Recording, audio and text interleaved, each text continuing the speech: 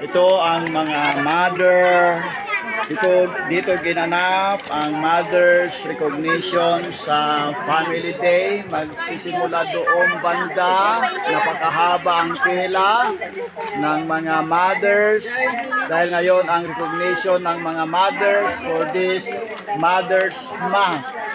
Kaya Happy Mother's Day! Lahat ng mga mothers nandito, bawat isa sa kanila ay may cake. Ito yung token for this Mother's Day with the candle to blow.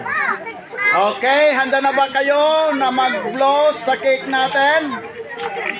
Okay, sindihan po natin ang mga kandila. Parang birthday ito pero for the mothers na ito yung naisip natin na gagawin, na magkakaroon sila ng cake.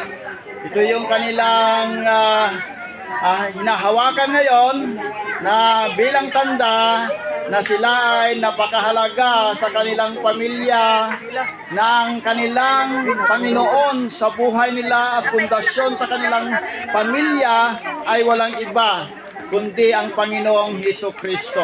Palakpakan po natin sila.